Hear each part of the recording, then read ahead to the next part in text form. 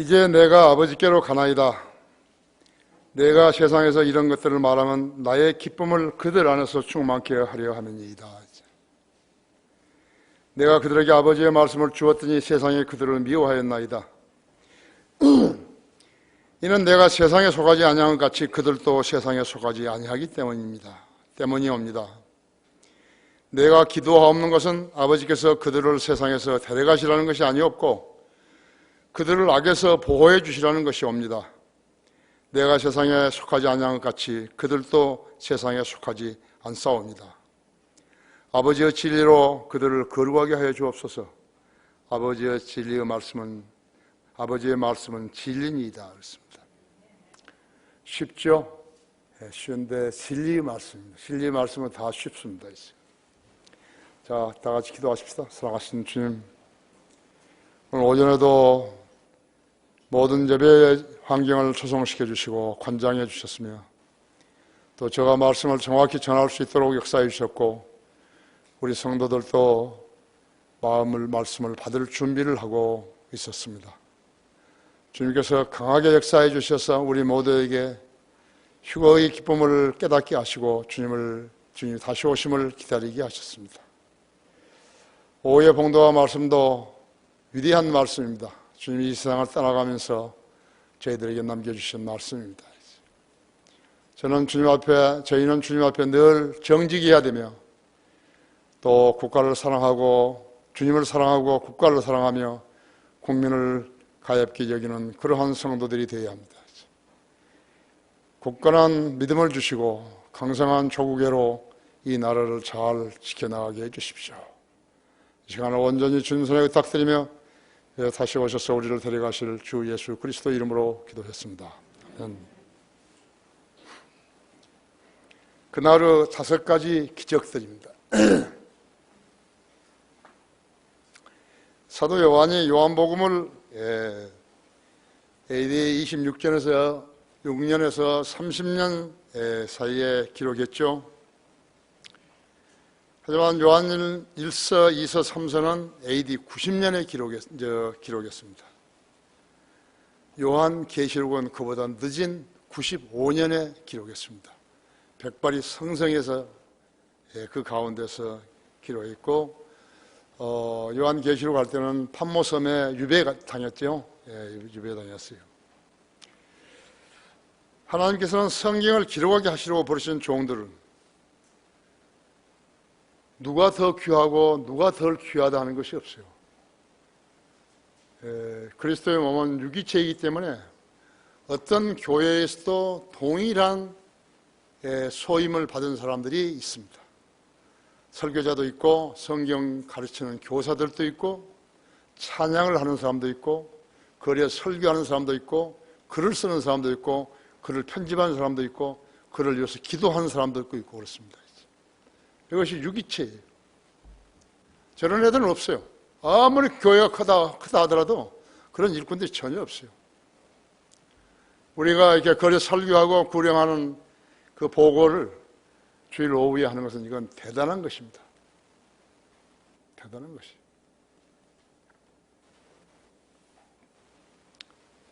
사도 요한만 보더라도요, 사도 바울이 AD 58년에서 66년 사이에 기록한 14권의 신약 서신들을 볼 수 있었기에 신약 교리들을 폭넓게 아우르고 있는 것이에요. 만약 사도 바울이 그 전에 68년이나 AD 58년이나 66년 그 사이에 이렇게 복음서가 아니라 이렇게 성경 14권을 기록하지 않았더라, 서신서들을 기록하지 않았다면 어떻게 혼자서 그것을 다 처리할 수 있었겠어요? 요한계시록은 사실은 신약성경과 뿐만 아니라 구약성경도 다 주요 부분들을 집결한 것인데요. 그렇기 때문에 성경도 그리스도의 몸을 형성한 것이거든요. 이게 어떤 부분이 중요한 거 아니에요? 여러분이 어떤 부분에 대해서는 앞서가서 공부하고 어떤 부분은 뒤틀렸다 하더라도 그것이 그 결점은 아니에요.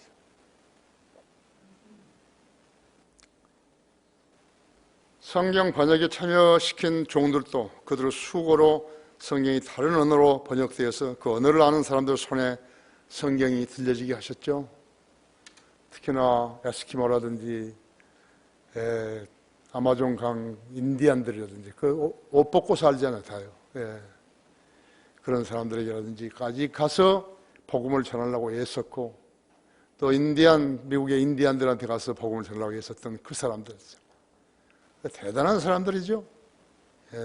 지금 여러분들도 일부는 거리에 나가 설교하고 구령하지만 어떤 사람들은 일에 너무 치우쳐서 못하잖아요. 너무 바쁘니까. 먹고 살아야 되고 또 운영도 해야 되니까. 그렇죠? 그러나 그들이 다른 사람한테 이 사역을 맡겨놓고 자기들만 편안하게 살겠다, 그런 건 아니잖아요.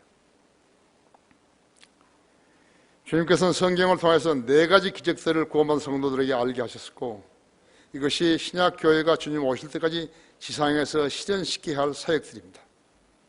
그럼 4가지 기적이란 것이 무엇인가 했어요. 주님이 성육신에서 오신 것이, 하나님이 인간이 되신 거라고. 그게 제일 중요한 것이. 두 번째는 주님께서 죽었다가 다시 살아나신 것이. 우리 침례 받을 때 하죠. 예수 그리스도와 함께 십자가에 못 박혀 죽었고 그분과 함께 묻히고 그리고 부활했습니다. 여러분, 묻히는 것이 대단히 중요한 거죠. 묻히는 것이 대단히 중요한 거예요. 그 침례식에서 침례식에 포함되어 있다는 게 중요한 것이 아니라, 묻히지 않았으면 어떻게 부활합니까? 죽었다가 부활했다. 아니에요. 죽었다가 묻혀야 되는 것이. 이것이 성경을 공부한 사람의 실력이에요. 다른 사람들에게 말하는 거죠. 예수님 죽었다가 부활하셨다. 아니면 죽었다가 묻혔다가 부활하신 것이. 그래서 침례가 중요한 것이에요. 세례는 묻혔다가 없잖아요. 그 머리에다 물 뿌려주고 뭐라고 하고 말도 안 되고 있어요. 그렇죠? 그 다음 세 번째는 뭐예요?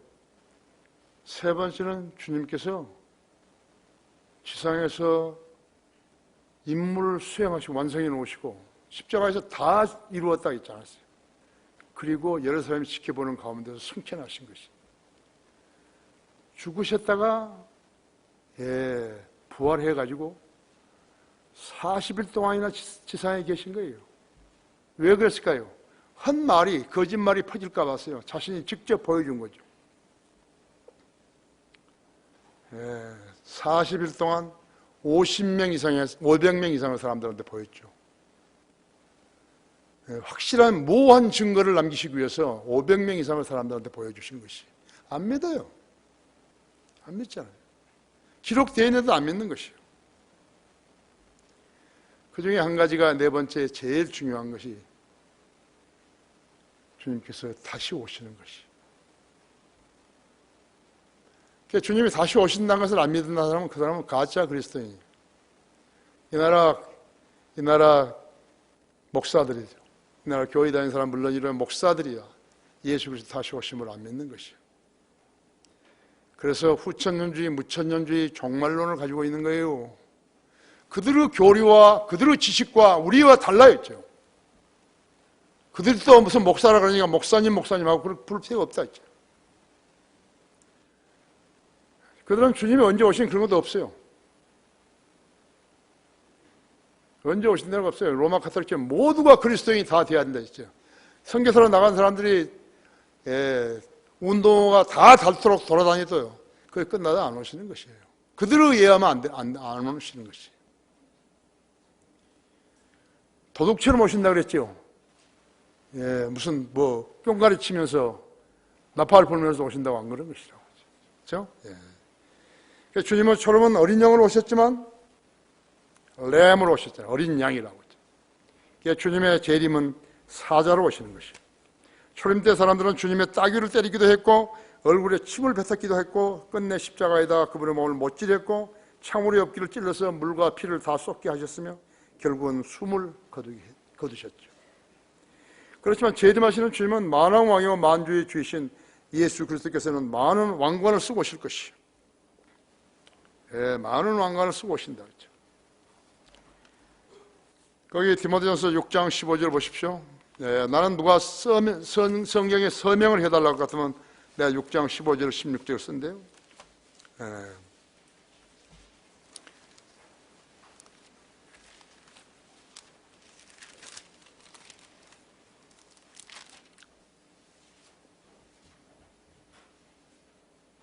자기 때가 차면 주께서 나타나시리니 그분은 복되시고 유일하신 통치하시오 만왕 왕이시며 만주의 주시라. 오직 그분만이 불멸하시며 어떤 사람도 접근할 수 없는 빛 가운데 거하시며 어떤 사람도 보지 못하였고 또 볼 수도 없는 분이시니 그분께 영원한 존귀와 능력이 있기를 원하노라. 하면 예수 그리스도가 다시 오신 것을 기다린다면 예수 그리스도가 다시 오신다고 정직하게 말을 해줘야죠. 그렇죠? 이 사람들 숨겨버리죠. 이 사람들 숨겨버리는 것이요. 나는 다른 교인들을 말할 필요도 없어요. 그렇죠? 계시록 19장, 요한계시 19장 11절부터 16절에 보시면요, 분명히 기록되어 있는데도 안 믿는 것이에요. 왜? 성경을 공부하지 않으니까요. 또 내가 하늘이 열린 것을 보니 흰 말이 보이더라. 하늘이 열리면 누군가가 올라가요. 하늘이 열리면 누군가가 올라가고 하늘이 열리면 누군가가 내려오는 거예요. 성경은 우화가 아니에요.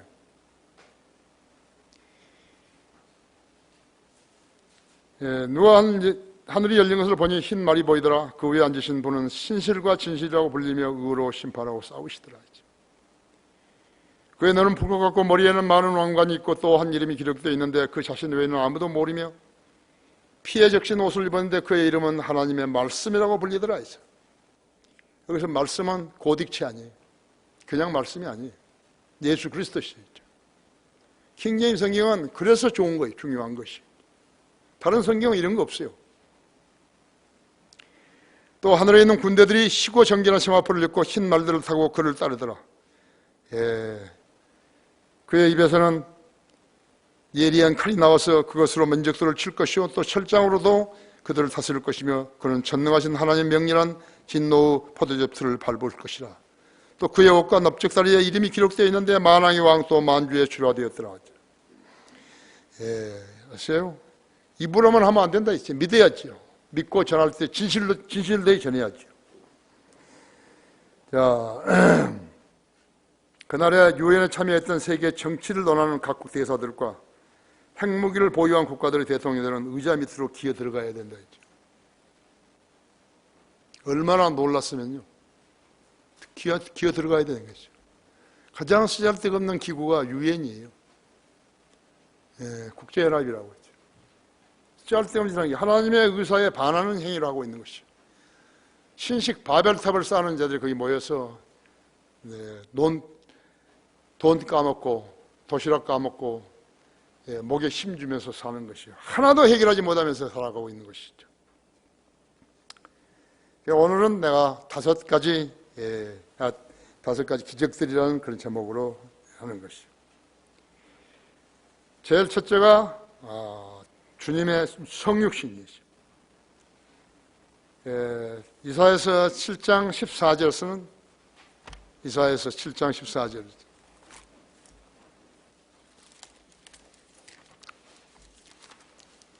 처녀가 그러므로 주께서 친히 한 표적을 너희에게 주시리라 했어요. 보라 한 처녀가 임신하여 한 아들을 낳으리니 그의 이름을 임마누엘라 하리라 했죠. BC 740년에 기록됐죠. BC 740년 후에 예수님이 탄생했잖아요. 그것이 원년이 된 거라고. 지금 인류가 쓰고 있는 달력의 원년이라고 하지. 왕이시니까요. 왕이라는 것을 여러 국면으로 보여줬는데 안 믿는 것이. 특히 교황들, 세계 왕국들의 왕들, 카톨릭 교황들, 그 다음에 이슬람들, 그 다음에 투표로 해서 대통령이 당선됐다는 자들. 그 중에서 가장 웃기는 자들이 투표 부정을 저지른 것이요. 두루킥이 뭐예요? 전자개표, 이것을 수출받은 아프리카 국가들이죠. 그걸 다 반납한 거예요, 한국에다가. 틀렸다 이거예요. 우리나라 현 대통령은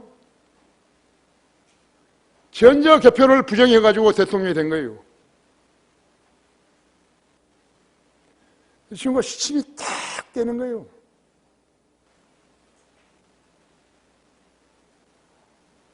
자기 조국을 5천만 원의 국민을 공산주의자에게 넘겨줘 버린 거예요. 그것을 하나님이 막으신 거예요. 왜 이 자를 직사하게 하지 않으신가? 증거를 남기기 위한 것이.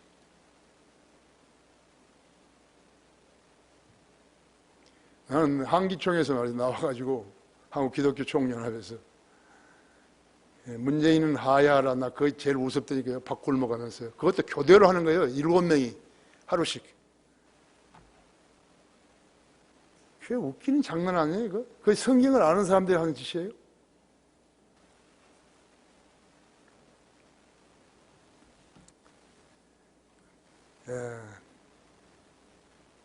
인간이 지금 쓰고 있는 달력은 예수 그리스도 탄생을 기점으로 된 것이라고 했어요. 석가모니 오신 날은 왜 등장하는 것인가 했죠. 우상 숭배들이 세운 석가모니를 하나님의 아들에게 비견할 만한 하다고 여기는 것인가 했죠. 맞는 거예요. 주님은 하나님이신데 하나님이 우리를 구속하시기 위해서 희생 제물이 되셨고, 그것을 믿는 사람은 새 생명을 얻게 하신 것이에요. 우리에게 새 생명을 얻게 하게 하시려고 주님께서 십자가를 지신 것이에요. 그것도 모르는 자들이 교회를 하고 있는 거예요. 이 교황 이런 애들은 허수아비들이에요. 잘 믿는 사람을 박해하는 그런 기독교 지도자가 어디 있어요? 없어요. 불교는 죽어 썩어버린 석가모니로 살아계신 하나님의 아들과 비견하려고 그런 것이에요. 인간이 거듭나지 못하여 성경을 깨우치지 못하게 되면 그래서 멸망하는 짐승들까지 되는 것이죠. 시편 49편 12절과 20절 두 번에 나오죠. 멸망하는 짐승들과 같다고. 왜 이런 일이 일어났는가? 예수님은 하나님이 인간이 되셔 죄로 멸망당한 세상 사람들은 죄의 형벌과 지옥 심판으로부터 구원해 주시려고 성경에 기록된 대로 세상에 오시오. 유대인으로 오시오. 구원이 유대인에서 나오니까 유대인으로 오신 것이에요. 성령으로 잉태하셔서 때가 차니 태어나시어 성령대로 가르치시고 사람들의 의심을 해소시켜 주시려고 기적들과 이적들과 표적들을 많이 행하셨고, 그분은 그렇게 하심으로써 그분의 신성을 알게 하셨고, 성경들을 믿고 거듭나면 하나님의 아들이 된다고 약속하셔서 지상에 교회를 세워 성경을 가르치게 하셨는데, 이런 진리를 의심하고 거짓이라고 여기는 마귀의 자식들은 종교를 만들어서 인간을 신격화해서 죽어 썩어버린 인간을 섬기고 있는 것이요. 그것뿐 아니에요. 티베트인들은 산과 호수를, 가톨릭은 마리아와 교황들을, 유교는 공녀를, 힌두교는 어린 여자 아이를, 또 개를 제외한 모든 짐승을 신으로 삼고 있는 것이에요. 남미인들은 우상을 섬기고 우상을 세워놓고 가장 큰 예수 그리스도의 형상을 세워놓고 마리아의 형상을 세워놓고, 스리랑카는 악어를, 인도인들은 코브라를, 북한은 김일성, 김정일 체제의 방부제를 넣어 섬기는 것이에요. 그들끼리 모여서 신들을 자랑하는 올림픽을 만드나 얼마나 웃기고 있는 것이에요. 그래서 종교가 이제 예수님이 오시면요, 철저하게 다 없어지는 거죠. 예수 그리스도의 탄생은 BC 740년에 이사야 선지자 이사야서 7장 14절에서 예언했는데 740년 후에 누가복음 1장 26절 32절에 성취된 것이에요. 성경은 머리가 좋고 학문을 깊게 연구한 사람들에 의해서 기록된 인간의 말로, 여러 나라 말로 된 거 아니에요. 그들이 머리가 좋아가지고 하나님으로부터 영역과 지혜와 영감을 받아서 기록한 거 아니에요. 하나님이 그 어떤 사람이라도 부르셔서 그 사람을 지혜와 영역을, 그 사람에게 지혜와 영역을 주실 수 있는 것이죠. 어떤 사람이 조건이 뭐예요? 신실함이에요. 신실함. 신실함이라는 것은 하나님의 말씀을 기록된 대로 그대로 믿는 것입니다. 그렇죠? 다른 건 다 조건이 좋은데 신실함이 없다고. 대학도 나오고 뭐도 나오고 다 했는데 그건 안 되는 거죠. 하나님께서 그렇게 하나님의 부르심과 은사에는 후회함이 없어요. 그것을 알아야 된다. 그러니까 이걸 전부 흉내내버린 것이죠. 하나님께 부르시는 목사를 이 목사들이 흉내내버린 것이죠. 이 사제들이 흉내내는 것이죠. 교황은 하나님을 흉내내는 것이죠.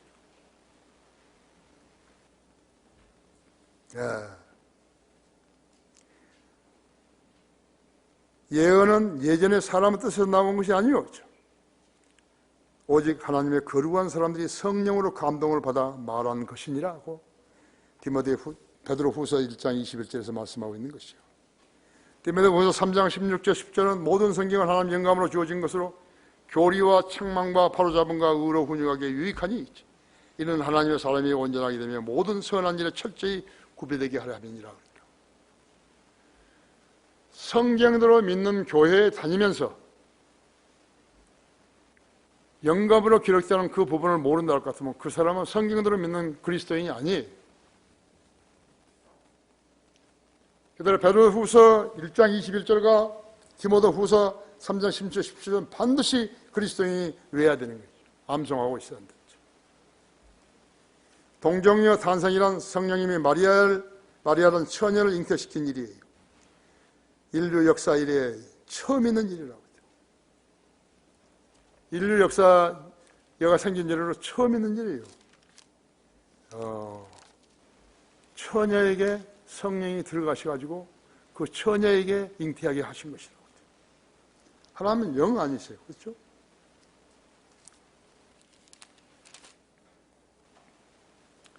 경건의 신비는 논쟁의 여지 없이 위대하도다 했죠. 이것이 경건의 신비예요. 성령님이 마리아에게 들어간 것이요. 마리아를 덮으신 것이.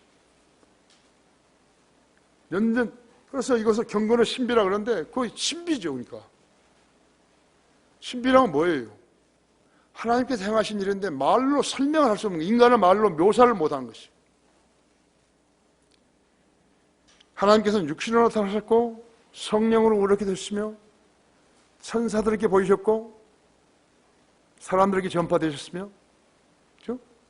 이방인들이 전파되셨으며 세상에 믿음 받으셨고 영광 가운데 들려 올라가셨다 했죠. 디모데전서 3장 16절이라고 했죠. 경건의 신비는 논쟁의 위대하다다 했다. 누가? 하나님께서 그렇게 말씀하신 것이에요. 이거 하나님 말씀 아니에요. 그렇죠? 이것이 인류 역사상 처음 있는 일이고 유일한 일이에요. 또 그런 일은 없어요. 하나님으로 하여금 하나님의 씨들을 남기시기 위해서 처녀에게 그렇게 들어가신 것이죠. 그럼 어떻게 믿어야 되는 것인가? 믿어야 되는 거예요. 순수한 믿음으로 믿어야 되는 거있죠. 기록된 대로 믿는 것이죠.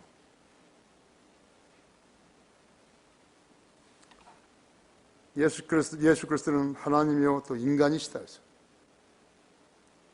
그럼 세상 종교들은 어떤 것인가? 그러니까 세상 종교들은 인간이 만든 것이에요. 뭐야? 어떻게? 성경을 흉내내서 만든 것이에요. 경건의 신비가 아니에요.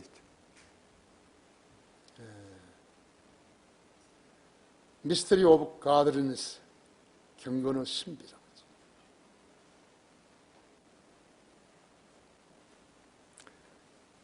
다섯 가지의 기적들이라는 것은 두 번째는 죽음과 부활이 있죠. 죽음과 부활이라고 하죠. 거기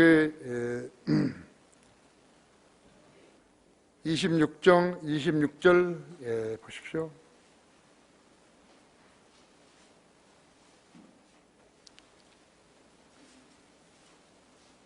마태복음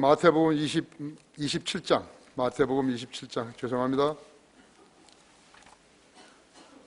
마태복음 27장 26절 30에서 38절까지.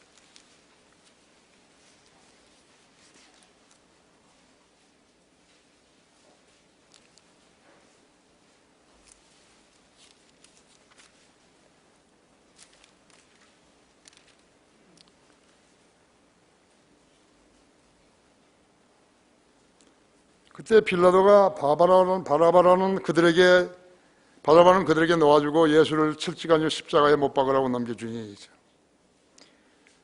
총독 병사들이 예수를 관정으로 끌고 가서 주에게로 온 군대를 모으고 그에게서 옷을 벗기고 주홍색 겉옷을 입히더라. 또 가시로 관을 엮어 그의 머리에 씌우고 그의 오른손에 갈대를 쥐어주며 그의 앞에 무릎을 꿇고 조롱하며 말하기를 유대인의 왕 만세라고 하며 그에게 침을 뱉고 갈대를 빼앗아 그의 머리를 치더라 했죠. 조롱한 후에 그들이 그에게 겉옷을 벗기고 다시 그의 옷을 입혀 십자가에 못 박으려고 끌고 가더라 했죠. 그들이 나가다가 시몬이라 이름하는 구레네 사람 만났는데 그들을 그에게 강제로 주의 십자가를 지고 오게 하여 그들로 골고다 즉 해골을 장소라는 곳에 이르렀을 때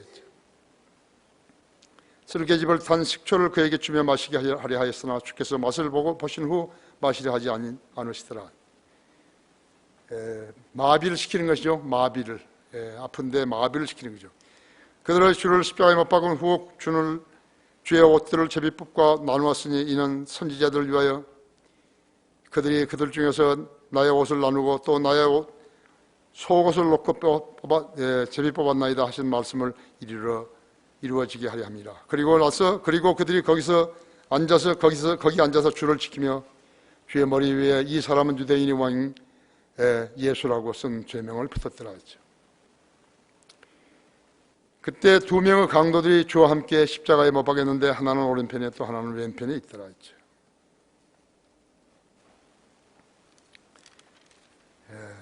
마태복음 28장 1절, 16절, 20절에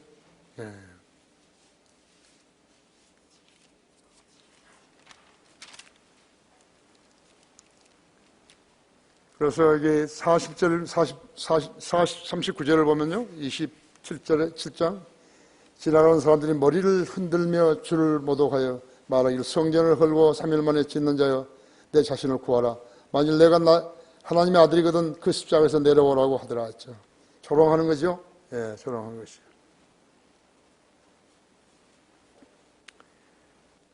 그래서 예수님께서 큰 음성으로 소리 지르고 50절에 예수께서 다시 큰 음성으로 소리 지른 후 숨을 거두시더라. 그런데 보라 성전 휘장 위에서 아래까지 둘러 찢어지고 땅들이 흔들리며 바위도 갈라지고 지난번에 했죠.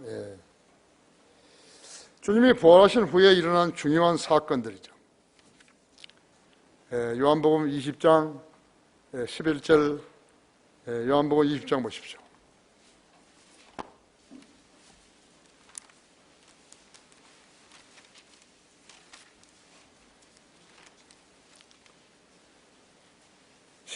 그러나 마리아는 무덤 밖에서 울고 섰더라. 그녀가 울다가 몸을 구부려 무덤 안으로 들어가보니 흰옷을 입은 두 천사가 앉아있는 것을 본지라. 예수 시체가 놓여있던 곳에 하나는 머리 쪽에 또 하나는 발 쪽에 앉아있더라. 천사들이 그녀에게 말하기를 나이나 어찌하여 내가 울고 있느냐 고하니 그녀가 그들에게 말하기를 사람들이 내 주를 가져가는데 어디에 모셔두었는지 모르기 때문이다 하더라. 그녀가 이 말을 한 후 뒤를 돌아보니 예수께서 서 계신 것을 보아도 그분이 예수이신 줄 알지 못하더라. 예수께서 그녀에게 말씀하시기를 여인아 어찌하여 내가 울고 있느냐 누구를 찾느냐고 하시니 그녀는 주를 동산지기로 생각하고 그에게 말하기를 주여 당신이 그분을 옮겨서는 어디에 모셔두었는지 말해주소. 그러면 내가 그분을 옮기겠나이다고 하더라. 예수께서 그녀에게 말씀하시기를 마리아야 하시니 그녀가 주께 돌아서서 말하기를 라보니 하니 이는 선생님이라고 말하는 것이다. 주께서 그녀에게 말씀하시기를 나를 만지지 말라. 내가 아직 내 아버지께로 올라가지 아니하였노라. 그러나 내 형제들에게 가서 내가 아버지 곧 너희 아버지께 또 나의 하나님 곧 너희 하나님께 올라간다고 말하라 하시니 막달라 마리아가 제자들에게 와서 자기가 주를 보았고 또 주께서 자기에게 이런 것을 말씀하셨다고 말하더라 했죠. 그래야 주의 첫날 그날 저녁에 제자들이 모인 곳에 유대인들을 두려워하여 문들이 잠겨 있었는데 예수께서 오셔서 그 가운데 서서 그들에게 말씀하시기를 너희에게 평강이 있으라고 하시더라 했죠. 이 말씀을 하신 후 주께서 그에게 손과 옆구리를 보여주시니 제자들이 주를 보고 기뻐하더라 했죠. 그때 예수께서 그들에게 다시 말씀하시기를 너희에게 평강이 있으라. 내 아버지께서 나를 보내신 것 같이 나도 너희를 보내노라고 하시고, 이 말씀을 하신 후 그들에게 숨을 내쉬며 말씀하시기를 성령을 받으라. 너희가 누구 죄든지 용서하면 그들의 죄사함을 받게 되고 그들이 죄사함을 받게 되면 누구든지 그대로 두면 그대로 있게 되리라 했죠. 그렇죠?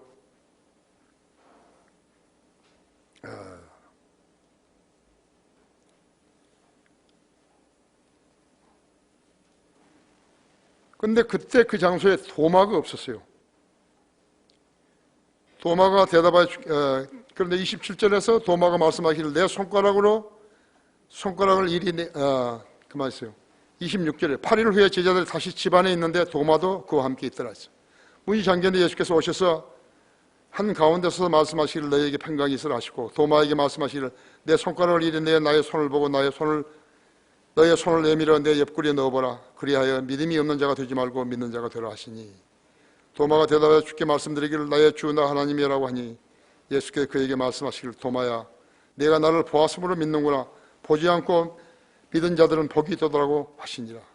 실로 예수께서는 그의 제자들의 면전에서 이 책에 기록되지 않은 다른 많은 표적들을 행하셨으나 다만 이것들을 행하신 것은 너희로 예수 그리스도 곧 하나님의 아들이심을 믿게 하려는 것이고 그 믿음으로써 그의 이름을 얻게 하려 하심이라. 그렇죠?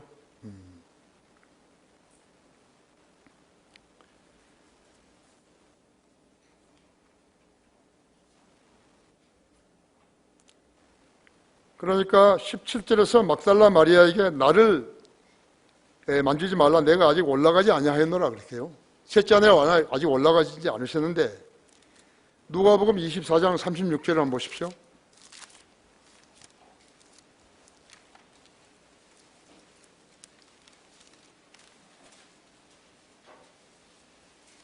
누가복음 24장 36절. 그들이 이 말하고 있는데 예수께서 친히 그들 가운데 서서 그들에게 말씀하시기를 너에게 평강이 있으라고 하시더라. 그러나 그들은 놀라고 무서워서 어떤 영을 보고 있다고 생각하니 주께서 그들에게 말씀하시기를 어찌하여 너희는 불안하여하며 어찌하여 너희 마음이 의심이 생기느냐. 너희 손과 나의 발을 보라. 바로 나니라. 나의 손과 나의 발을 보라. 못질을 당하고 했던 손과 발을 보라는 거죠. 바로 나니라. 나를 만져보라. 영은 살과 뼈가 없지만 너희가 보는 바와 같이 나는 있느니라고 하시고, 이 말씀을 하신 후 자기 손과 발을 그들에게 보여주시더라. 또 그들이 기쁨으로 인하여 아직 믿지 못하고 의아해하고 있을 때 주께서 그들에게 말씀하시기를 여기에 먹을 것이 있느냐고 하시니 그들이 구운 생선을 토막과 벌집을 조금 들여 그것을 받아서 그들 앞에 드시더라 했죠. 왜 내가 이렇게 길게 읽어주는지 아십니까? 아까 처음에는 나를 만지지 말라 그랬잖아요. 이제는 보라 이거예요. 만지라고. 도마도 만졌거든요. 그렇게 셋째 하늘까지 갔다가 오는 기간이에요. 오래 걸리지 않는다는 거예요. 빛의 속도로 올라갔다가 빛의 속도로 내려오신 것이에요. 그것을 여러분에게 알게 하려고 그렇게 내가 긴 성경 구절을 읽어드리는 것이죠. 성경은 성도들이 기록된 대로 읽고 믿는 책이지요. 믿지 않으면 많은 조명을 상실하게 되는 것이죠. 주님은 불과 2시간 만에 셋째 하늘에 영으로 다녀오신 것이에요. 불과 2시간 만에. 성도 휴거는 셋째 하늘에 한번 다녀온 것이 아니라 우리들이 영원한 추억으로 올라가는 것이죠. 여기 마태복음 28장 16절을 보시면요.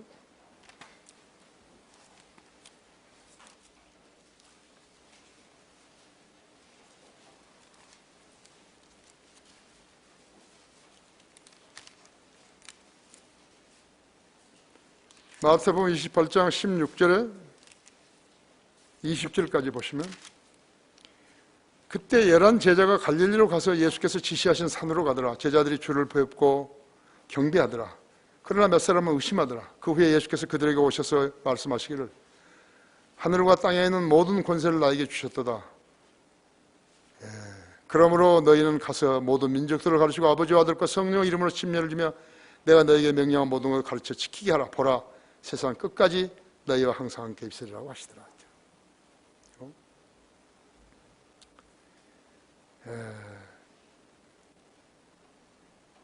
성도 휴거는 셋째 하늘에 한번 다녀온 것이 아니라 우리들을 영원한 처소로 올라가는 것이에요. 마태복음 16장 20절에서 갈릴리에서 예수님께서는 11명의 제자들과 위대한 위임 상황을 말하고 있는 것이죠. 이러한 표적들은 이스라엘을 위한 것이에요. 사도들은 모두 이스라엘인들이죠.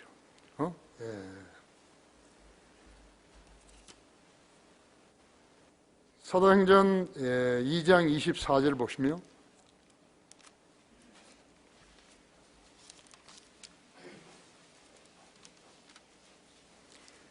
하나님께서 그를 사망 고통에서 풀어 살리셨으니 이는 그가 사망에 매 있을 수 없었기 때문이라 하지. 이는 다윗이 그에 관하여 말하기를 내가 주를 항상 내 앞에서 미리 비었사오니 이는 그분께서 내 오른편에 계셔 나로 요동치 못하게 하심이라 했지. 베드로가 이제 이스라엘 사람들이 예수님 안 믿으니까 그렇게 했죠. 자, 사도행전 2장 22절 그 다음에 43절 보시면요, 모든 사람들에게 두려움이 임하여 사도들을 통하여 많은 이적들과 표적들이 행해지더라 했죠. 그 다음에 8장 13절에서는 그때 시몬 자신도 침례를 받은 후에 빌립과 꾸준히 함께 있으며 기적들과 표적들의 행해짐을 보고 놀라더라 했죠. 14장 13절에서는요, 그 후 그들은 오랜 기간 머물며 주 안에서 담대하게 말하니 주께서는 자신의 은혜의 말씀을 증거하고 또한 표적들과 이적들을 주셔서 그들을 손으로 행하게 하시더라 했죠. 이스라엘을 위한 거라고. 이 시대의 그리스도인들에게 하는 거 아니에요. 사도들이 사도행전 2장 이후부터 이음을 받은 대로 위대한 복음 전파의 과업을 성취하기 시작한 것이에요. 또 그렇게 해서 사도행전 1장 4절에서 9절까지 보시면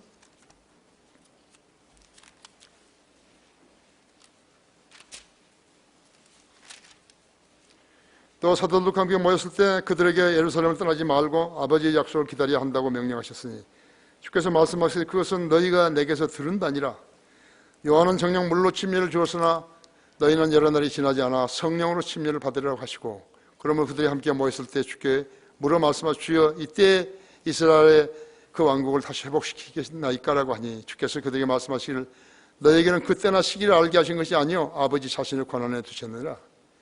그러나 성령께서 너희에게 임하시면 너희가 능력을 받으리니 그러면 예루살렘과 온 유대와 사마리아 땅끝까지 이르러 내게 증인이 되려고 하시니라. 이거 이제 신약교회, 그러니까 유대인들만 한 게 아니에요. 신약교회에게 하신 것이라고. 아세요? 사도들이 사도행전 2장 이후부터 이음을 받은 대로 위대한 복음 전파와 과업을 성취하게 하신 것이라고. 세례는 아니에요. 세례는 아니에요.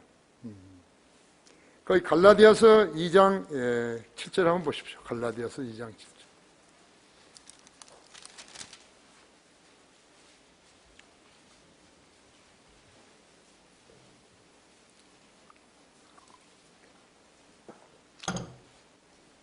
오히려 그들은 베드로가 할례자들에게 복음을 전함을 맡은 것 같이 내가 무할례자들에게 복음 전함을 맡은 것을 알았을 때 베드로에게 효과적으로 역사하셔서 할례자의 사도 직분을 주신 그분께서 나에게도 강력하게 역사하셔서 이방인들을 위한 직분을 주셨느니라. 사도 바울이죠.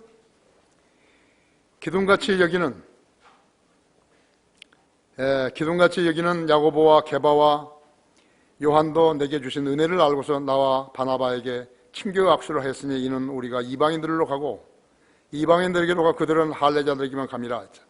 다만 그들이 바라는 것은 우리가 가난한 사람들을 기억해야 된다는 것이니 이것은 또한 내가 부지런히 행한 바라 했죠. 그러니까 이제 갈라진 거예요. 유대인들에게는 유대인들에게. 아까는 이제 앞에 한꺼번에 이야기했지만, 그 다음에 유대인들에게 복음을 전할 사람은 유대인들에게, 그 다음에 바울과 바나바에게는 이방인들에게 복음을 전하도록 한 것이죠. 세례는 아니에요. 세례는 그건 예수님께서도 그것은 받지 않았고, 침례는 예수께서 순종하신 것이에요. 우리 교회에서 우리가 실행하는 침례는 유대교의 그것과 다르다고 그랬죠. 베드로전서 3장 21절은 구원받은 성도가 십자가 달리신 예수님과 함께 죽었고 장사되셨다가 다시 부활하신 것을 실증해 보이는 신앙 간증이 있죠. 하지만 가톨릭이나 개신교의 세례는 불경스럽기까지 하다고 했어요. 비성경적인 행위예요. 세례를 줘서 무엇이 달라진다는 것이에요. 우리가 이제 강화에서 지금 한글 킹제임스 성경 통독 교실과 그 다음에는 이제 세례받은 교인들 있잖아요. 그 사람들에게 세례를 받으면, 침례를 받으면 구원을 받는 거 아니에요. 그러나 구원을 완성시키는 것이에요. 내가 십자가에서 예수님과 함께 죽었고 그분과 함께 묻히고, 아까도 이야기했죠? 그렇게 중요하다는 것이 묻힌다는 것이 내 부활했습니다. 그래서 상징해 보이는 거라고. 왜 성도가 그걸 하기를 꺼리는 거예요? 꺼려야 할 이유가 없어요. 그래서 내가 환상을 본 거예요. 이제 무척 많은 사람들이 우리 교육관에 와서 침례 받을 거예요. 왜냐하면 여기 오라 그러면 우리 교회에 다니라고 할 것 같으니까. 또 그 다음에 그 침례 받으면 그렇잖아요. 출석과 11조가 의무라고 그러죠. 의무사항인데. 그 사람들에게는 그것까지는 말할 수 없잖아요. 그 사람 구원 안 받았으니까 구원 받아들이고 침례에 순종함으로써 자기가 예수님과 같이 십자가에서 죽었고 그분과 묻히고 그분과 함께 부활했다는 것을 보여주는 것이거든요. 당신도 그렇게 된다 이거예요. 그러니까 그것을 여러분이 오해하지 말아요. 그래서 우리가 여기서 하게 되면 이 사람들이 자기 교회에 와서 출석하고 11조 내라는구나. 이렇게 되면 좀 이상하게 생각하는 거예요.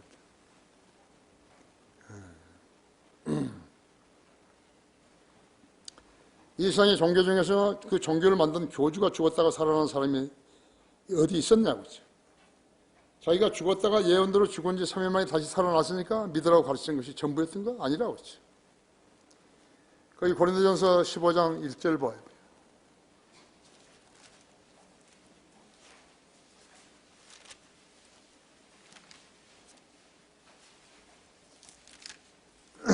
고린도전서 15장 1절.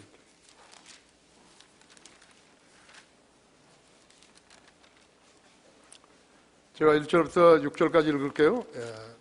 형제들아, 내가 너에게 전한 복음을 이제 너희로 알게 하노니 이는 너희가 받았고 그 안에 선 것이라. 만일 내가 전한 복음을 굳게 잡고 헛되이 믿지 아니하였다면 복음을 통하여 너희도 구원받은 것이라 하죠. 내가 받은 것을 먼저 너에게 전달해 주었나니 이는 성령대로 그리스도께서 우리의 죄들을 인하여 죽으시고 장사될 때가 성령대로 셋째 날에 살아나셔서 게바에게 보이시고 그 후에 12사도에게 보이신 것이라. 그 후에는 500명이 넘는 형제들에게 일시에 보이셨는데 그들 중 대부분은 지금도 살아있으나 다루는 잠들었느니라.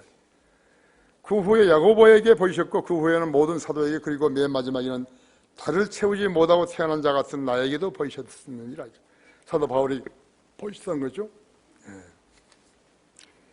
그 다음에 8절에서 그리고 맨 나중에 보이셨느니라 그랬죠. 그러면 예수 그리스도 이 땅에 오신 목적은 뭐예요? 인류 죄를 위해서 하나님의 피로 씻기신 것이에요. 인류 죄를 제거시키기 위해서. 그래서 그것을 가장 잘 설명하는 데가 히브리서 2장 14절 15절 있죠.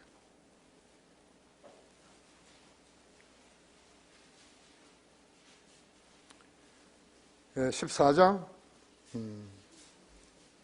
14절 15절. 자녀들이 피와 살에 참여하신 자인 같이 그 역시 같은 모양으로 동일한 것에 참여하신 것은 자신의 죽음을 통하여 죽음의 세력을 가진 자 곧 마귀를 멸망시키며, 내가 문재인이가 마귀에게 잠입당했다고 이야기했지 않았어요? 또 죽음을 두려워함으로 평생을 노예로 속박되는 자들을 놓아주시라 하면이라 했죠. 이것이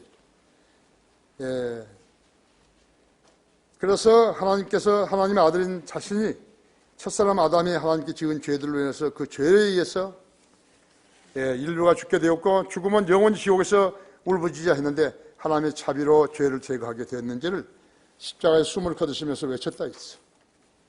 다 이루었다 했죠. 고린도후서 5장 11절에서는 하나님께서 죄를 알지 못하는 그를 우리를 위하여 죄로 삼으신 것은 우리로 하여금 그 안에서 하나님의 의가 되게 하십니다. 또 부족할까 봐서요. 로마서 5장 12절에서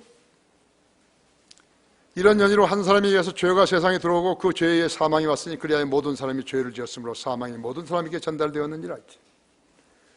율법이 있기 전에는 죄가 세상에 있었으나 율법이 없을 때는 죄를 죄로 여기지 아니하였느니라.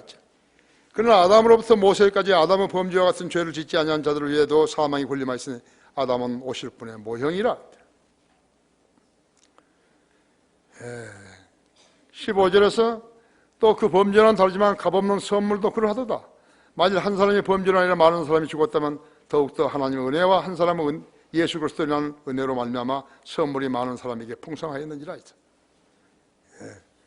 또 그것이 범죄는 한 사람으로 인하는 것 같이 다르지만 그 선물도 그러하도다. 이는 심판은 한 사람으로 말미암아 정죄에 이르렀지만 값없는 선물은 많은 범죄로 인해 의롭다 하심에 이르렀기 때문이다.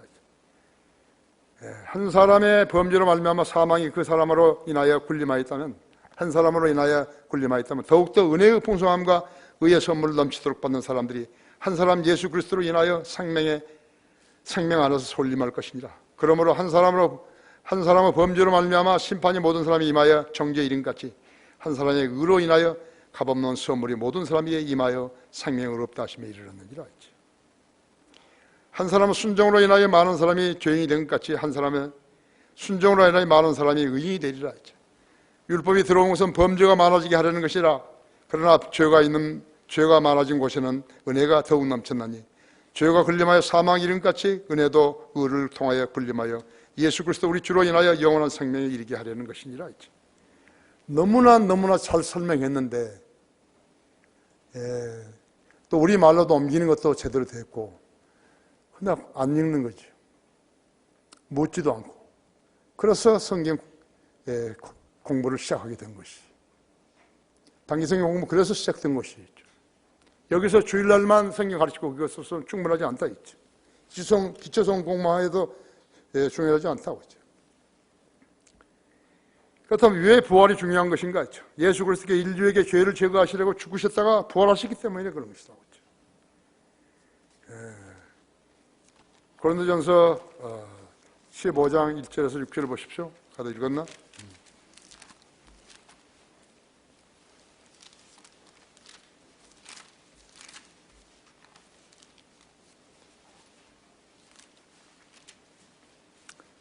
형제들아 내가 너희에게 전한 복음을 이제 너희로 알게 하노니 이는 너희가 받았고 그 안에 선 것이라 했죠. 만일 너희가 전한 복음을 굳게 잡고 헛되이 믿지 아니하였다면 복음을 통하여 너희도 구원받은 것이라 했죠. 내가 받은 것을 먼저 너희에게 전달해 주었나니 이는 성령대로 그리스도께서 우리의 죄들을 인하여 죽으시고 장사되실 때가 성령대로 셋째 날에 다시 살아나셨으며 게바에게 보이시고 그 후에 12 사도들에게 보이신 것이라. 그 후에는 500명이 넘는 형제들에게 일시에 보이셨는데 그들 중 대부분 지금도 살아있으나 더러는 잠들었는지라 했죠. 그죠? 그 12절에 보면 이제 그리스도께서 죽은 자들로부터 살아나신 것이 전파되는데 어찌하여 너희 가운데 어떤 사람들은 죽은 자들이 부활이 없다고 말하느냐 했죠. 그러나 죽은 자들이 부활이 없다면 그리스도도 살아나지 못하셨으리라. 만일 그리스도께 살아나지 못하셨다면 너희가 전파하는 것도 헛것이요 너희의 믿음 또한 헛것이라 했어. 뿐만 아니라 우리는 하나님의 거짓 증인들로 밝혀지리니 이는 우리가 하나님께서 그리스도를 살리셨다고 증거했기 때문이라. 만일 죽은 자들이 정녕 살아나지 아니하였다면 그분께서 그리스도를 살리지 아니하셨으리라 했죠. 만일 그리스도께서 일으키시 못하셨다면 너희 믿음도 헛되고 너희가 여전히 너희 죄들 가운데 있는 것이라 했죠. 그렇다면 그리스도 안에서 잠든 사람들도 멸망한 것이라 했죠. 만일 그리스도 안에서 너희가 바라는 것이 오직 이 생뿐이라면 우리는 모든 사람 가운데서 가장 비참한 사람이라 했죠. 가장 비참한 사람이죠. 복음을 믿고 예수님을 믿고 복음을 받아들였다면요. 예수님 살아나신 것을 장사되셨다가 살아나신 것을 믿었다면요. 그렇다면 여러분도 믿어야 된다 했죠. 만약 그렇지 않다면 믿음이 허실한 사람이 복음을 전한다 했다면 가장 비참하다 이거예요. 상대도 구원하지 못하고 자기 자신도 구원받지 못한 것이.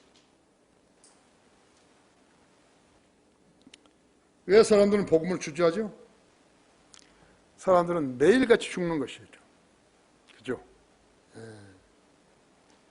자기의 친가족 중에서 죽고 친척 친구들도 죽으며 발이 넓고 친척과 친구가 많은 사람은 한 달에 장례식 가는 것이 주요 행사가 되어버렸다. 행사가 되어버린 것이. 마귀가 세상에 종교를 퍼뜨려서 추종자들이 많으면 좋은 종교라고 단정하는 것이에요. 그러다 보니까 교회들이나 절간들이나 다른 종교 단체들은 사람들을 끌어들여 구슬하고 축제를 벌이고 난리들인 것이죠. 부처님 오신 날이 언제인지도 모르면서 자기들이 정해가지고 하는 것이다. 구원과 부활을 믿지 않은 가짜 교회들이 구원을 빙자해 사람들을 해로가는 것이에요. 5가지 기적이라는 승천하셨다 했죠. 네. 누가복음 24장 31절, 51절에서 주께서 그들에게 축복하실 때 그들에게 떠나 하늘로 올라가시더라 했죠. 그렇죠? 예, 사도행전 1장 8절에서는 가장 생생한 모습으로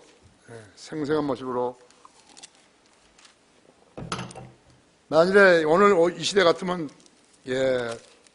각 텔레비전 방송사에서 와서 중계를 했겠죠. 그렇죠? 그러나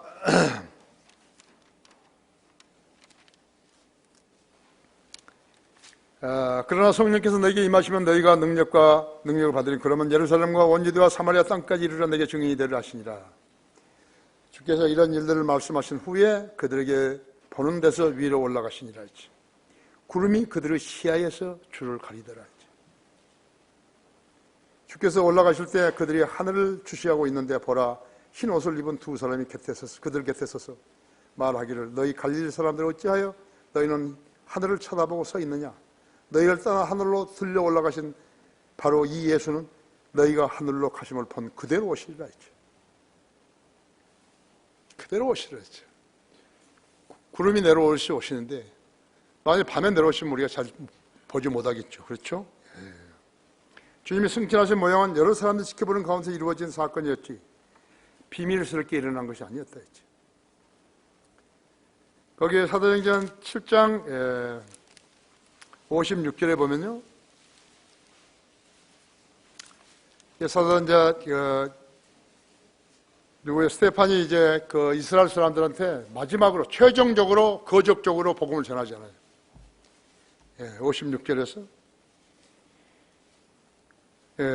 이런 말을 하고 마음이 상하여 54절에서 그를 향하 이를 갈더라. 그러나 그런 성령으로 충만해 하늘을 주시하며 우러를 보고 하나님의 영광과 예수께서 하나님 오른편에 서신 것을 보고 말하기를 보라 하늘들이 열리고 인자가 하나님의 오른편에 서신 것을 보노라 하니지.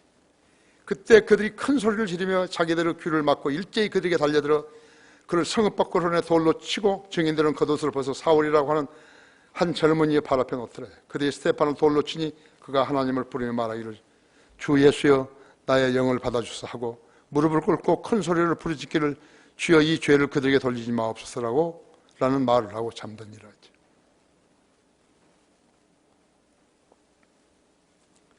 거적적으로 이제 마지막으로 한번 전한 것이거든요. 복음을 이스라엘 민족에게. 근데 돌로 쳐 죽여버린 것이죠. 그때 본 거예요. 하늘들이 열리고 인자가 하나님 오른편에 서신 것을 보노라 하죠. 왜 하나님 예수님 오른편에 서셨을까요? 내려오시려고 그러죠. 그때 재림의 기회가 한 번 있었어요. 안 하신 거죠. 왜 주님은 홀로 승천하셨는가?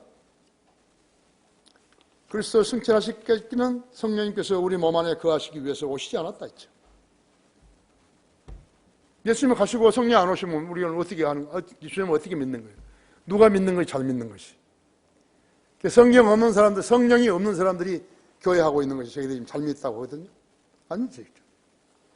그러면 오순절에 앞서 승천하셔야만 했다고 했죠. 다시 오순절에 내려오실 거라고 했죠.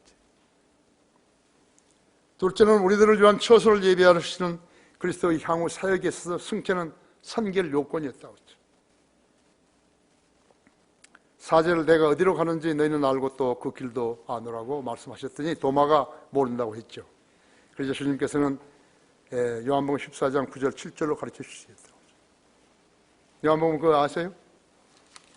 나는 길이요 진리요 생명이라 했죠. 나를 만남지 않고 아버지께로 올 사람은 아무도 없도다. 그래요? 5가지 기적이란 마지막 기적은 예수 그리스도의 재림이죠.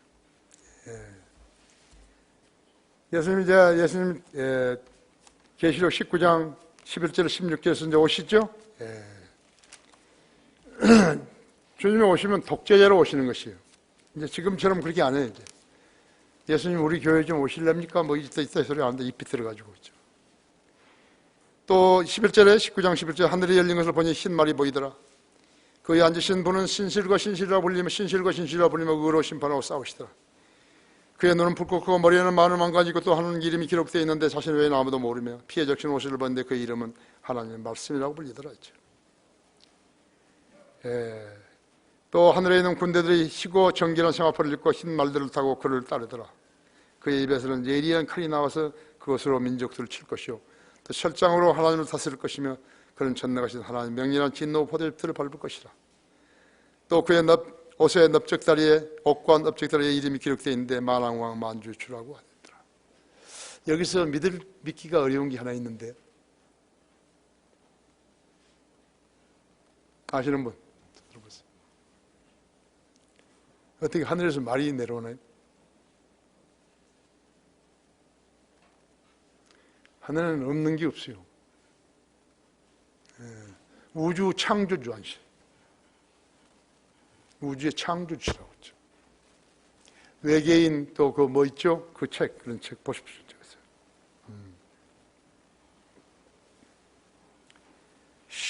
가장 시원한 것은요, 가짜 목사들, 가짜 성도들이 모두 다 씻어서 지옥으로 떨어지는 것이.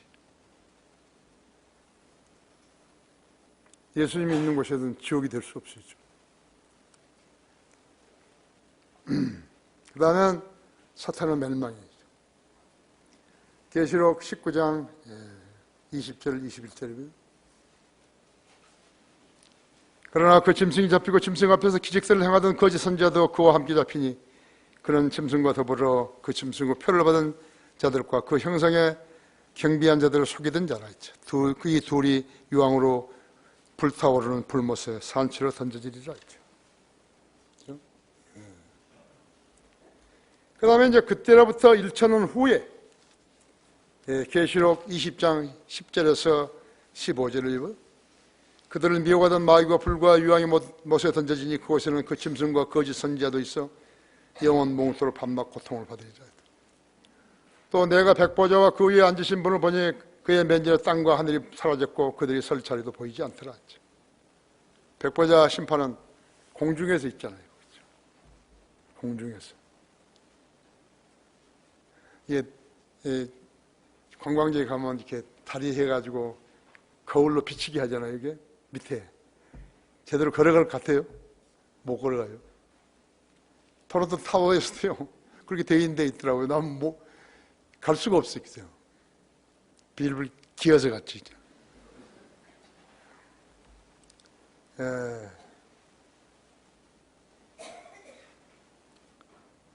1,000년 후에 20장 10절에서 15절에서 11절에 보면 내가 큰 백보자와 그 위에 앉으신 분을 보니 그 면전에 땅과 하늘이 사라졌고 그들을 설 자라도 보이지 않더라.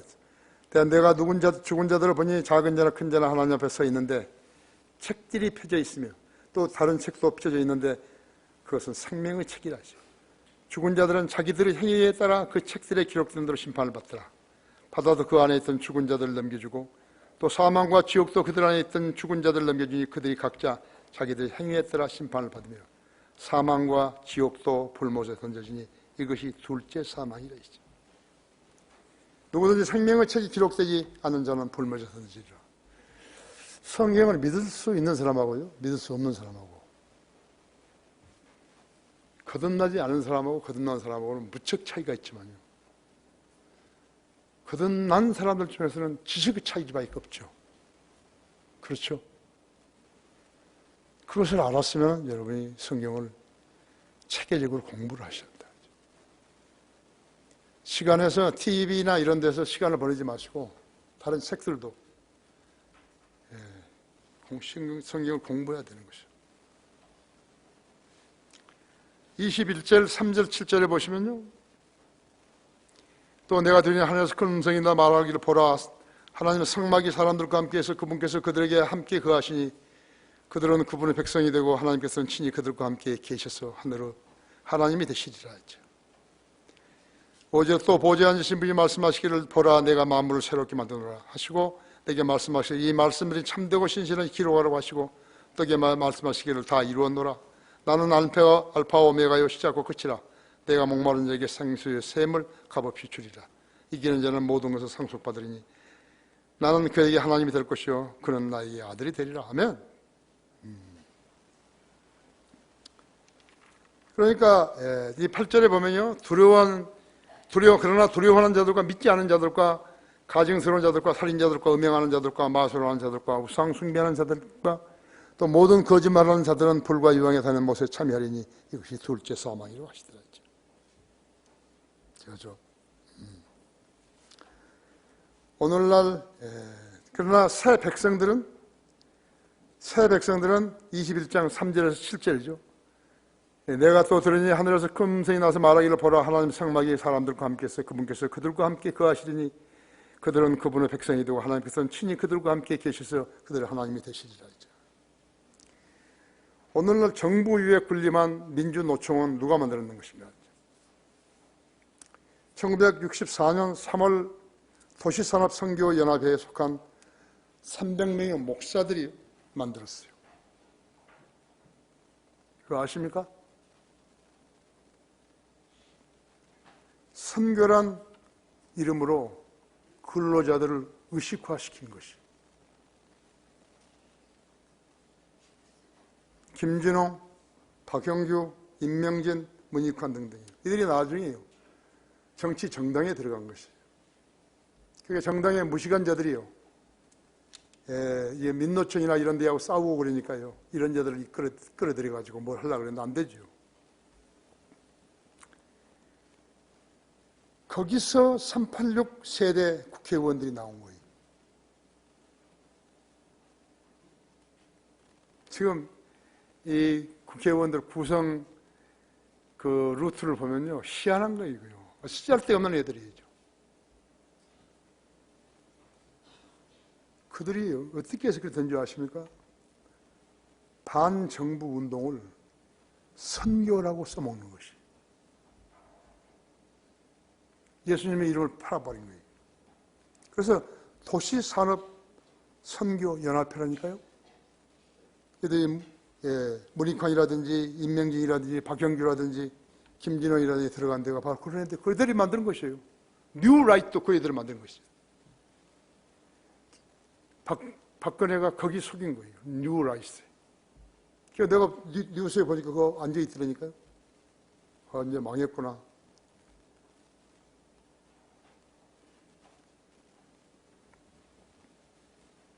그래서 교회 연합회가 생기고 뉴라이트가 생기고 선교연합회가 생기고 그들이 불렀던 교회, 그것은 하나님의 교회 아니에요. 그때도 썩어버린 거예요. 얘들이 자랑한 게 뭐예요? 불행하는 사람도 숫자 자랑하는 거예요? 아니에요. 사람들이 얼마나 모였다는 걸 자랑하지? 돈 자랑하지? 건물 자랑하지? 이거 하고 있는 거예요. 이게 교회예요. 마귀가 세운 친세상 교회들이었다고 했죠. 그들은 성별을 모르고 그리스도의 고귀한 보혈을 더럽히는 자들로서 세상에서 인정받으라고 했던 가짜 목사들이고 가짜 교인들이었죠. 김일성 장학금을 1년에 적어도요 6명의 사법고시 합격자들이 나왔어요. 그 기간 동안. 지난 40년 동안에 1년에 6명이면 얼마예요? 240명의 판검사가 나와가지고 지금 요로에서 재판하고 있는 것이에요. 정의가 어디 있어요? 진리가 어디 있어요? 때로는 그래서 재판이 아니라 개판이죠. 얼마나 억울한 사람들이 많이 있는데요. 가끔씩요 신문에요 조그만 데서 뭐 나오는 것이 중요한 요점들이 거기 있는 것이에요. 사설에도 마찬가지예요. 지금 이거 신문쟁이들이요 용감한 자들 아니에요. 정의를 위해서 싸우는 자들 아니에요. 벌벌 기지않아요. 다 작점대로 알면서 표현을 안 한 것이죠.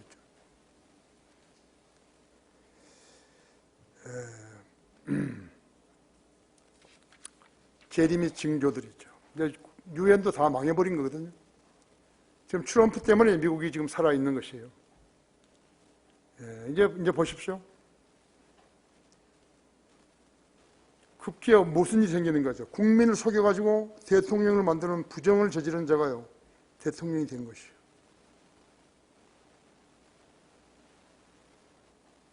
왜 문재인이 딸이에요? 태국으로 이민 가죠?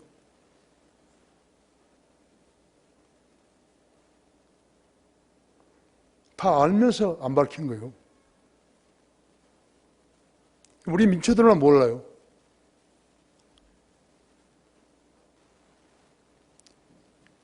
금 때문에 간 거예요. 금. 지금 여러분 그 유튜브 열어봐요. 혜성 같은 사나이가 나타난 것이에요. 미국 대학 교수인데요. 김일성이라고.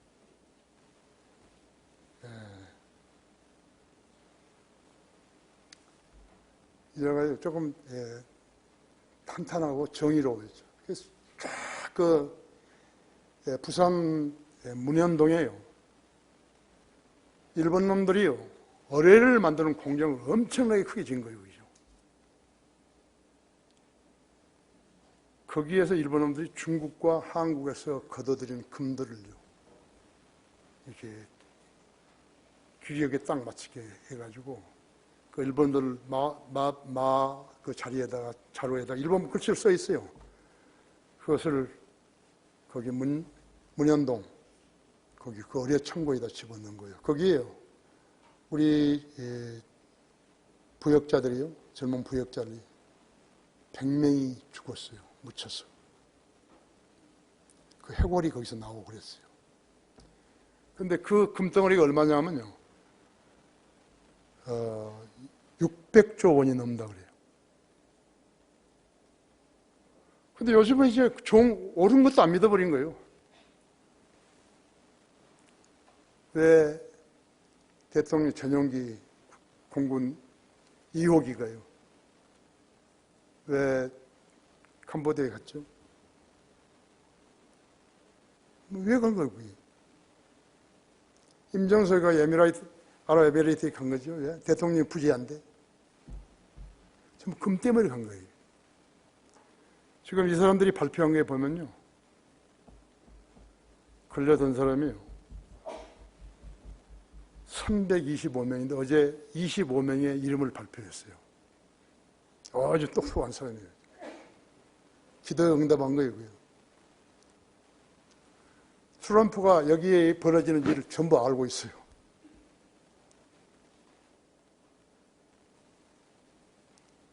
그러니까 얘가 지금 대통령이 아니고 정신이 온전히 되느냐 아니죠. 근데 그걸 처음에 알고 획득한 애가 누구냐니까 노무현이. 그때 노무현이 비서실장했잖아요.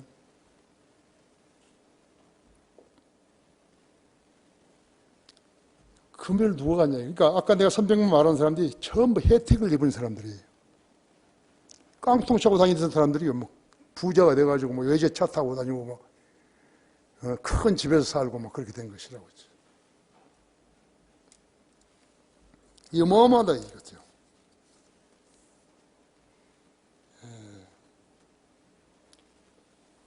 임정석이가 그래서 아랍에미리트에 나갔는데 왜 아랍에미리트 그 왕세제가 우리나라에 왔냐고 했어요. 우리나라에 왔어요. 원전을 우리가 폐기한다는데 원전 이야기를 하냐고. 본 거예요, 다예요. 이자가 지금 마귀에게 점유되어 있는데요, 부정한 전자 개표로요, 드루킹을 해서 표를 조작해서 대통령이 되었다고 했죠. 근데 대통령이 되었다면 대통령이 했으면 되는데 대충 안 하는 거예요. 나라를 공산주의자들 팔아먹으려고 전부 공산주의자들로 그 청와대를 꾸며놨다 했죠. 그렇죠? 김원봉을 칭송했다. 이건 정신이 돌아버린 사람이에요. 근데 얘가 정신이 돈 걸 모르는 거예요. 미친 짓을 하는데 모르고 있는 것이라고 했죠. 나는 이 김정은이하고 문재인이를요, 사탄에게 넘겨주시라고 기도한 지가 꽤 됐어요. 나는 이런 방법으로 기회가 올 줄 몰랐다고 했어요. 지금 하도 이랬다 저랬다 했으니까요, 이제 국민들이 판단이 흐려져 버린 거예요. 이때가 가장 위험한 때예요. 여러분 전부 다 스마트폰 있잖아요. 거기에 들어가 보시라고. 몇 기가 뜨는지 몰라. 일선 그 교수가 아주 똑똑해요. 보통 뭐 누가 이게 우리 편에 와달라 이런 얘기 안 했죠. 내가 하루에 4시간 들을 때도 있었다니까요. 얼마나 심각했으면 4시간 동안이나 들었겠어요. 그러나 내가 하나님을 믿는 사람들로서 그 사람이 그리스도인이라 해도 그리스도인이에요. 해도요. 나는 그런 사람들하고 같이 행동 안 하는 거예요. 그런데 모든 권세는 국민에서 나온다. 그 링컨이 말한 거죠. 아니요. 모든 권세는 우리가 성경에 보니까 하나님 위로부터 나온 거예요. 어떤 그래서 민주주의라는 것이 탄생을 했고 이제 표로 심판을 하는데 다른 게 없으니까 그 표를 조작을 했다면 어떻게 되는 것이에요? 국민을 속인 거 아니에요. 그게 무슨 대통령이에요. 근데 지만한 씨가요. 내가 그렇게 머리가 좋은 사람이 몰랐어요. 처음에 어머니 죽었을 때요. 저 이상한데 그래요. 그래서 뭐가? 옷이 집에서 나올 때가 2가지 종류라는 거예요. 부엉이 발을 올라가는 그 옷이 에이 그럴 리가 있나? 아니라고 이상하다고. 그래서 지금 계속해서 의혹이 있었어요. 예, 문재인이가 노무현을 죽였다. 그때 거기 있는 사람들 경호원도 있었잖아요. 거기에 몇 가지 지금 3가지 조건인가가 안 맞아요. 그 상황하고. 근데 드디어 이렇게 나온 것이에요. 예, 우리는 뭐 소문 옮기는 사람들이 아니니까. 소문 옮기는 사람 아니잖아요. 그러나 유튜브에 보면 정확히 이 사람들이 뭘 속이고 그런 게 아니에요. 그 사실, 거기에 금고가 있다는 것을 안 사람이요. 그 사람이 정충재인가? 누구예요? 그 사람이 막 몇 년 동안, 3년 얼마 동안 이렇게 막 감옥살이도 하고 그랬어요. 똑똑한 사람인데. 그래서 이제 이 일들이 이제 드러나게 될 것이에요. 이상한 방법으로 드러나게 되는 것이고요. 내가 뭐 그런 일들이 저희들이 금을 먹었는지 쇠를 먹었는지 내가 아나요? 그런 것이 우리한테까지 알려지지 않으니까. 하나님께 난 무척 감사하다고 오늘 새벽에 내가 기도한 거죠. 아주 견딜 수 없어요. 조작을 해가지고 권세를 빼앗았다는 거, 국민을 속여가지고, 그건 도대체 우리가 수용할 수 없는 것이. 자, 오늘 오후 설교를 들으시고 여러분들이 많은 것으로 이해했는지 잘 모르겠지만 나는 그렇게 하라고 한 것이. 다 같이 기도하십시다. 위대하신 아버지 하나님, 이렇게 오늘 오후 시간에도 경배해 드릴 수 있도록 인도해 주셔서 감사합니다. 우리 성도들 잘 돌보시고 정의 편에 늘 서서 주님을 영화롭게 하는 성도들 되게 해 주십시오. 주 예수 그리스도 이름으로 기도했습니다.